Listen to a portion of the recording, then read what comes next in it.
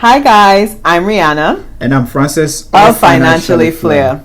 So in today's video, we're going to be discussing one of our main money fights. But before we do that, I need you to do something for me. Number 1, call your mom. Number 2, tell her to tell your aunt, who she doesn't talk to that much, to subscribe to our YouTube video. We need her to do that, right, Francis? Yep. All right. So, like I said, in today's video, we're going to be discussing one of the main money fights that we had, and that was essentially on eating out.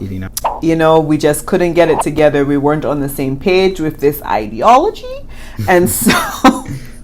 We're going to kind of go into a little bit more detail about the problem and what we did to solve it. So thanks so much for watching. So Rihanna loves to eat out. Not that I don't. It's just that I see it differently. Rihanna just enjoys the whole occasion, and so she doesn't mind. I love being served. And so we were having issues with the frequency. She would want to go multiple times, and a week. Had different ideas about that, and so that we did clash a lot when it came to that. Yeah, we did. We got married in 2016, and you know, when you first get married, you're on that honeymoon phase, and you're going out to eat, and everything is great. And then the bills start coming in, and you start tallying up a budget, and you start having money talks. Which, sidebar, you really should be having these talks prior to getting married. And it's not that we didn't, but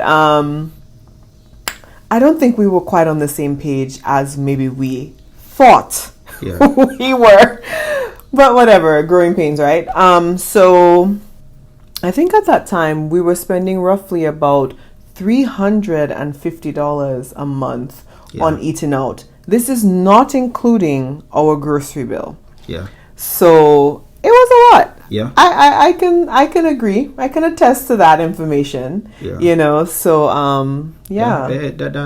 that was a lot, because if you annualize that and multiply that by 12, that's about $4,200 in a year, you know. Oops. And so it's like, oh, it's just $350 a month, but if you kept that habit, it becomes a very expensive habit. Oh, definitely. Not considering the grocery bill, the other things that you have to take care of, and there's so much that you can make that money do for you. Oh, yeah. if you invest that money, you know. Absolutely. And so that's what we clashed a lot, and luckily that's why we had to get that identity, our financial identity, because we finally came to have that conversation. Right. And there's a video that we've done about some of the mistakes we did and what we think you should do to avoid it. And so we'll link it in this video.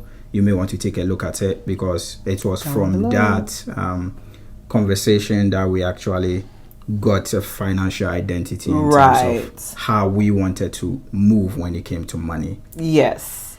When you're in a relationship and you know you're having a reoccurring problem, obviously, like, what's the solution, right? Yeah. And sometimes the solution isn't as like easily accessible as you would think. And so we had been watching a couple of videos, and I came across a side hustle video that discussed mystery shopping. Yeah. And so I think we checked it out. You actually checked it out and downloaded one of the apps. I think one of the apps that we use is iSecretShop.com, or it's an app, and you can look it up. And essentially they had mystery shopping deals where you could mystery shop for like common restaurant areas, restaurant brands, in your area. And so I remember the first time you brought it to me, I think you had done the first one on your own, where you went and mystery shop for like a taco place. And it was like they were going to pay you like $25 to basically buy like an appetizer and watch the bartender. Did they check your ID? Did they do certain things? Like, you have to do some work to obviously get paid to shop, but at the same time that was like easy to do. Yeah. So he brought it to my attention like, hey, let's make a compromise. So we presented a problem.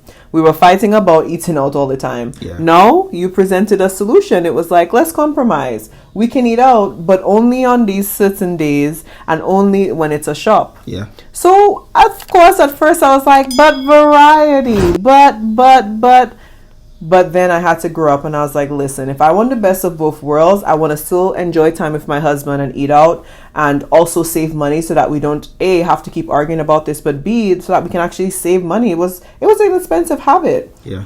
I just had to kind of grow out of that little attitude real quick. And I did. And so we started doing it and it was actually pretty fun. Yeah, it was.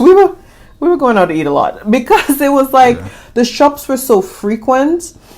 We just kept doing them. I think there was a time limit though. You had to wait 2 weeks before you could do the next one. Yeah. So but we both had accounts. Yeah. So he would do a shop, then I would do a shop, and then we'd both be tuckered out until 2 weeks later, and then he would get one. Yeah. So it was like on a timeline, but it was a very creative and productive way of essentially solving that problem, wouldn't you say? Yeah. I mean, you talk about variety, and I think we had a lot of variety if you really think about it. That's true.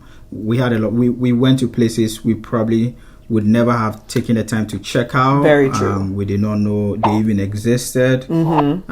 We explored menus that we probably never would have because we now had the flexibility to say, you know what? It's a shop. We are getting paid to do this. Yeah. Let's have fun with it, you know. And so we got to try different things. We got to go to places we never would have checked out. And I think that's the whole point. That was getting to spend time together as a couple. And I think it served the need. Oh, absolutely. We were able to save in the long run. And all that money went to investing. And a tip on that, so usually the shops had to be between certain times. Yeah. During the times that they would offer the shop, it would also be happy hour. So like it was like a double win because you could get the happy hour meal and still be paid to do the shop. Yeah. And all you had to do was answer basically like a questionnaire, and you had to, you know, be paying attention to like the name of the person who served you and things of that nature. But for like to pay for your meal, who wouldn't do that? Yeah. And most times it paid for our entire meal. And we got reimbursed, I think, on a monthly schedule. Yeah. But either way, all of our eating out needs were met. Were met. And so it was just, I mean, that was just a perfect solution. Yeah. I mean, we made profit sometimes. Oh, yeah. Because we'll go and probably I'm not as hungry or vice versa. And we are like, okay, we just here for the shop, get what we need, and we get out. I remember we've been to multiple dates where we're just being paid to shop, and so it was fun. Being paid to have a drink at the bar and like look at the bartender, being paid to have a drink and have an appetizer. We sometimes would share an appetizer. I mean, the opportunities were so endless, and we both knew what we were looking for. And so it was really a win-win. And I'm really appreciative that you, instead of like we continued on this hamster wheel of the problem, you were like, you know what? Let's solve it. Let's compromise. That was a good high five, babe. All right, thank you. That was a good. That was a good thing. After all. He's not. And I think one important thing for us, I think we learned as well. Oh like in terms of how to bartender, what is expected. What they should be doing, and so we did learn through that as well. And I think we got a lot out of it. Like really it was fun at the same time too. So I mean, what other creative ways have you guys maybe tried to solve a money problem? Do you have money fights with your partner, and what ways have you guys tried to solve them that maybe is like a little bit creative or odd or like works for you as a couple? Because we'd really be interested to know. We just kind of wanted to share that with you all because I was thinking about it the other day, like, how did we get rid of that bill? Oops. It is a huge bill. It is a huge bill. $4,200 at the end of the year, not including your groceries. Sis, I could have been a millionaire by now. Probably. Wishful thinking. So we hope we brought you some value. Maybe there's some tricks you have in saving on food especially. So we'll be interested. If you have Tell any us, tricks, please share with us. Seriously. We want to know. So thank you so much for watching. Thank you so much for your time. Thank you so much for hitting the like button. Yes. I really, really appreciate that. Yes. Thank you for subscribing. Thank you for hitting the notification bell. And continue to stick with us. And as always, keep up with Financially Flair. Because we'll get you financially there.